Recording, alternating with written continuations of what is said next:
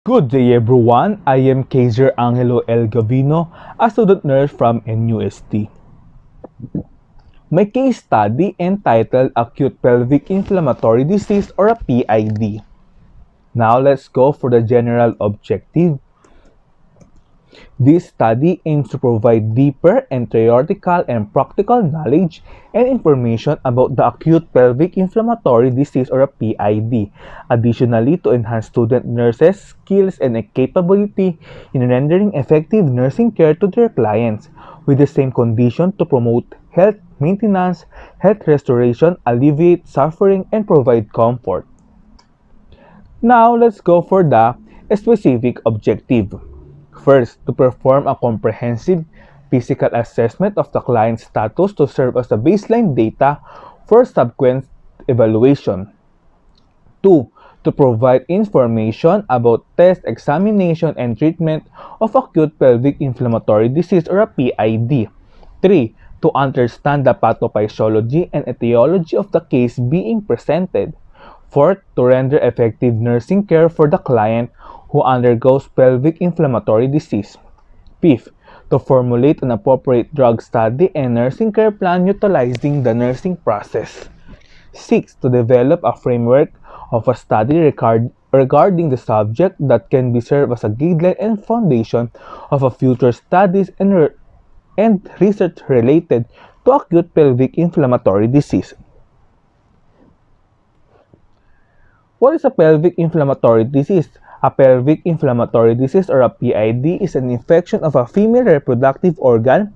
It most often occurs when sexual transmitted bacteria spread from your vagina to your uterus, fallopian tubes, or ovaries. The signs and symptoms of pelvic inflammatory disease can be subtle or mild. Some women don't experience any sign of symptoms as a result of might not realize you have it until you have trouble getting pregnant or you develop chronic pelvic pain. For the patient data, name is Client M, address Cabanatuan City, date of birth December 2, 1996, age is 23, gender female, civil status single, nationality Filipino, and religion is Roman Catholic. For the family history, according to the client, the family member have no signs of illness in regarding to their family health history. For the history of past illness, the client had a history of gonorrhea. For the admitting history, a 23 years old unmarried female has a recent history of gonorrhea. According to the client, for the past 2 weeks, she had experienced a heavy, purulent vaginal discharge and general malaise. The client decided she should be admitted to the hospital. For the status of present illness, Client M has a heavy, purulent vaginal discharge and general malaise, and their symptoms appear to be worsening. For the physical assessment, head-to-toe physical assessment, genital area, excess vaginal discharge with a foul odor, with the abnormalities.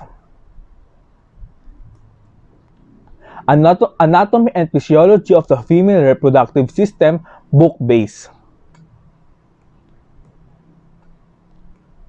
Vagina. It is a hollow membranous muscular canal 3 to 4 inches long, dilated, continuous ridge, and vaginal is a female reproductive tract and has two primary functions, sexual intercourse and childbirth. For the uterus or a womb is a major female hormones responsive reproductive sex organ of most mammals including humans. Fallopian tubes. The fallopian tube, also known as the oviduct, uterine tube, and salpinx singular salpinx, are two very fine tube lined with a ciliated epithelial leading from the ovaries of female mammals into the uterus via the uterotubal junction. For the cervix, the uterus is the primary female reproductive organ. It is situated with the pelvic and measure appropriate 8 cm in length, 4 cm in width, and 5 cm in depth in the normal non-pregnant state. For the ovary are small oval-shaped glands about the size of an almond that are located on either side of the uterus. The ovaries produce egg and hormones. For the pathophysiology, modifiable, infectious, sexual intercourse, non-modifiable, age, gender, and gonorrhea. Involved of the fallopian tube is almost dilated. Pathological process initiated primary in the endosalpinx is usually follow menses due to loss of genital defense, gross destruction of epithelial cells, cilia, microvilli. Tube become edematous, hyperemic, exfoliated cell exodus pour into lumen, agglutinate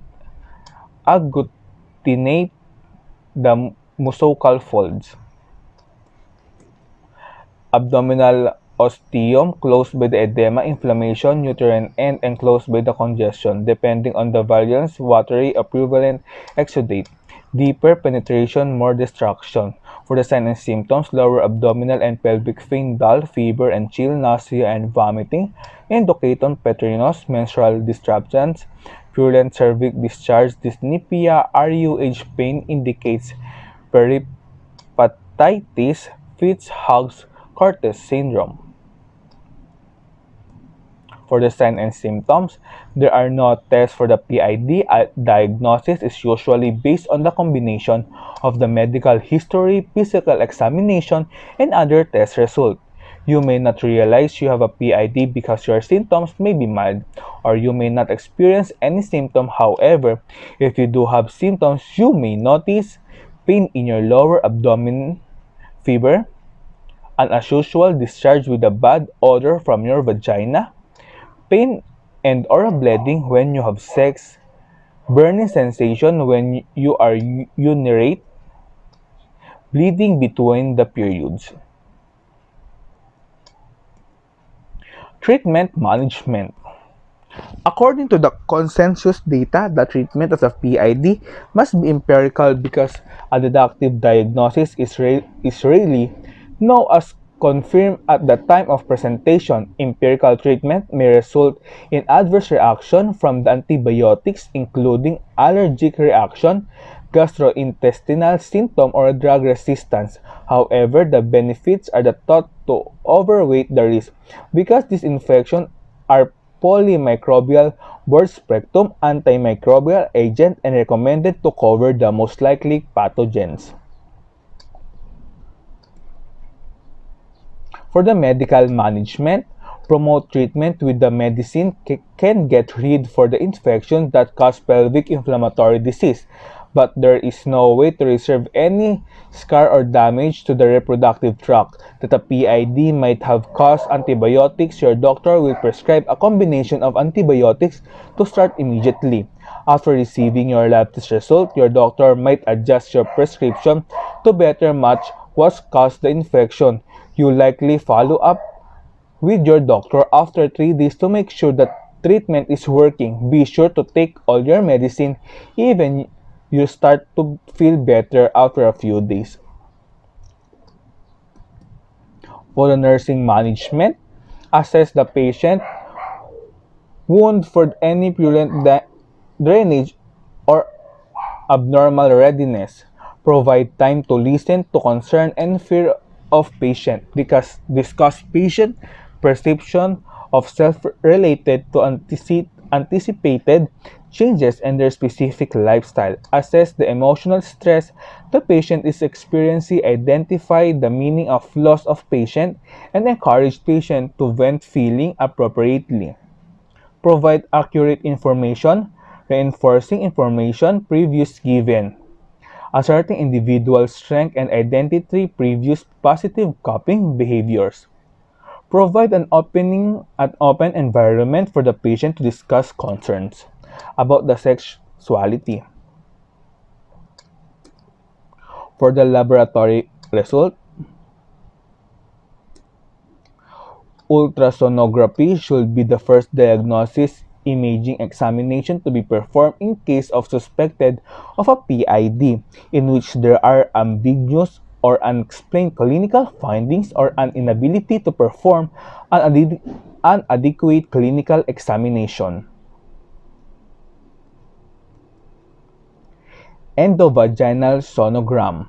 This image shows an anechoic tubular structure in the adnexal area. The finding is compatible with the hydrosalpinix. A 23-year-old woman with worsening right lower quadrant pain for 2 weeks with nausea who underwent CT with the findings suggestive of pelvic inflammatory disease. Intrauterine contractive device is noted with the fluid in the endometrium and enhancement of the endocervix. Now, let's go for the nursing care plan. Assessment. Subjective. Sumasakit ang aking puson pag umiihi ako as verbalized by the client. 7 to 10 numerical pain rating scale. Objective. Expressive behavior. Pale skin. For the vital sign taken as follow: temperature 38.5, pulse rate 105 beats per minute, respiratory rate 22 cycle per minute, and BP is 130/80 mmHg. For the nursing diagnosis, acute pain related to biological injury agent as evidenced by expressive pain and self-report of pain using numerical rating scale. Outcome identification. After 5 days of nursing intervention, the client will be able to verbalize the pain and relief of any acceptable reduction in pain. For the planning, short term, after 1 hour of nursing intervention, the client will be able to report the pain is relieved or controlled. For the long term, after 5 days nursing intervention, the client will be able to verbalize sense of control of response to acute as indicated for individual situation. For the intervention, independent nursing intervention, establish rapport building reports aim to get the client trust and cooperation to render an effective nursing care. Allow the client to verbalize expression about the pain. Rationale, verbalization allows outlet for emotion and may enhance coping mechanism. Allow the client to rate the intensity of pain in a scale of 0 to 10, with 0 as no pain and 10 as severe. Rationale, to facilitate accurate assessment for the client level of pain. For the intervention, dependent nursing intervention, administer analgesic as indicated to maximum dosage as needed.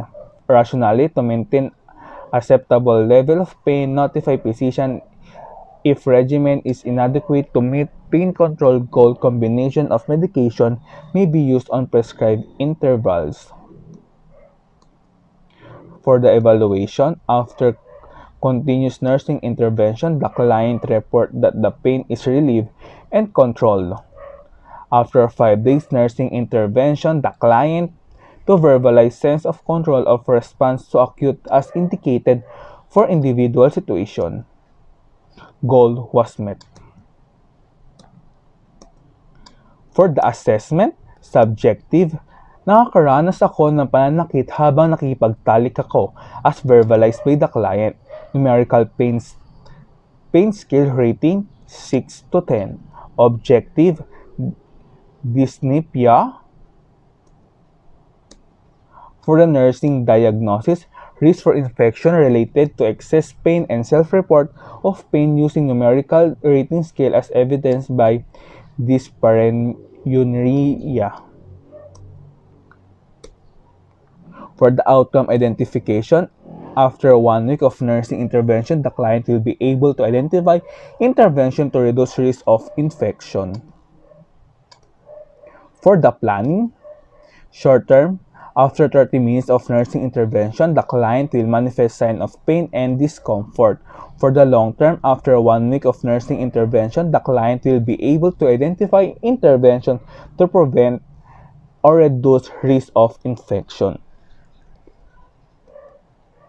For the intervention, independent nursing intervention provide clean, well-ventilated environment nationally to prevent contamination, promote safer sex practice, and report sexual contact of infected individual.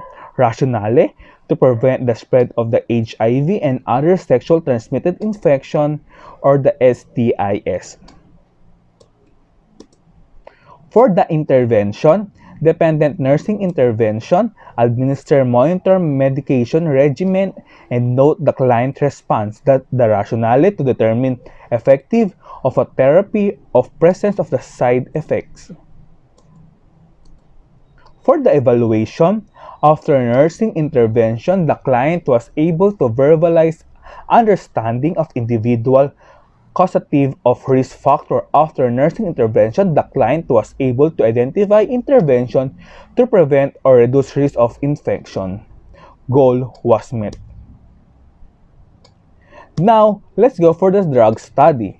First drug, cephalosporin, is an antibiotic used to treat a wide variety of bacterial infections. It's a semi-synthetic broad-spectrum cepha antibiotic sealed under nitrogen for intravenous administration. Next is ofloxacin. Ofloxacin is used to treat a variety of bacterial infections, belong to a class of drugs called quinolone antibiotics. It works for the stop of growth of bacteria.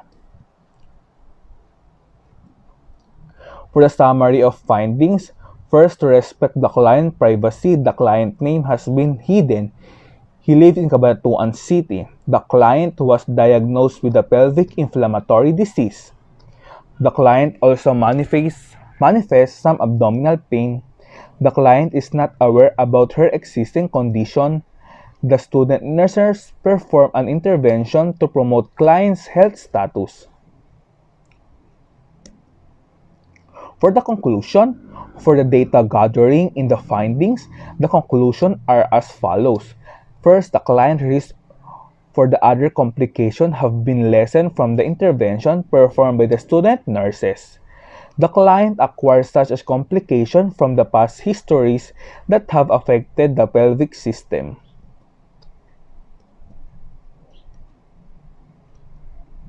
For the data gathering in the findings, the conclusion as follows. Client's risk for other complications have been lessened from the intervention performed by the student nurses. Second, the client acquires such as complications from past histories that have affected the pelvic system. For the recommendations, medication, advise the client to take medication prescribed by the physician regularly.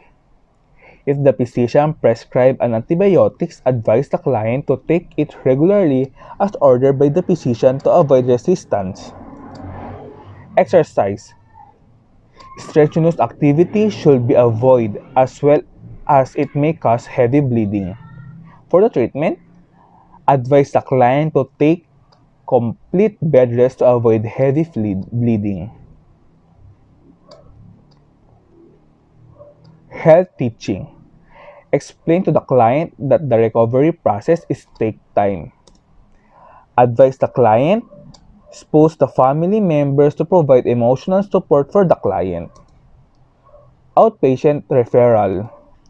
Advise the client to have a regular check-up to avoid heavy bleeding happen again. For the diet, it is recommended for the client to consume healthy foods include fruit and vegetables. Advise the client to drink plenty of water and take prescribed vitamins and supplements. For the spirituality, advise the client to pray and trust God's plan. My case study entitled Acute Pelvic Inflammatory Disease or a PID.